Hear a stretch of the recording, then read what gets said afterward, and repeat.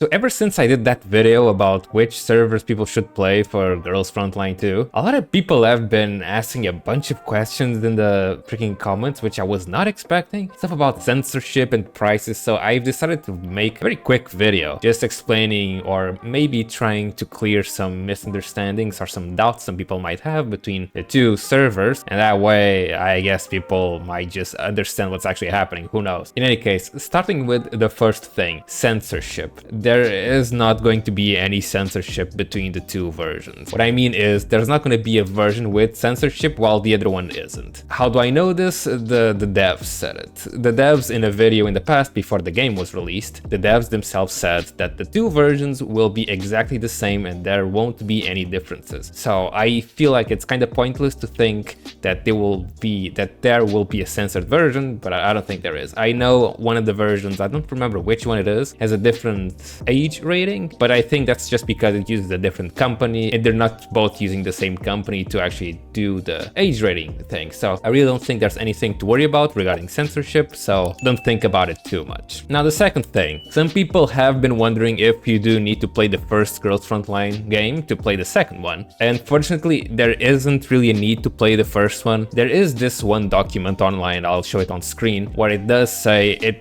there's no real point to actually play the first one because the second one is actually like 10 years after the first one or something like that. It's a pretty standalone game on its own regard, so don't worry about it. Don't really need to play the first one. The first one is a very old game and it's a very low budget. I don't see myself playing that game. It does look pretty bad, so don't worry about it too much. Just play the second one and you should be fine and won't be missing like any kind of context for the story and whatnot. Now, another big thing that people have been wondering between the two servers is the prices, since they do have different regions and whatnot. And the prices should be mainly the same, and of course there are different currencies and whatnot, so that would change between regions. I, for example, am in Portugal, so my currency is euros, and as you can see on screen, the prices between dollars and euros doesn't really change that much, so you don't really need to worry about it too much. Of course, however, if you are playing on a version or on a server that's not on your current region, so for example, I'm playing in Darkwinter, even though I am playing from Portugal, I can't actually buy anything if I play from my phone because, you know, I'm not in the correct region. So there is that kind of thing to worry about. So if that actually bothers you, or if you do want to spend money from your phone,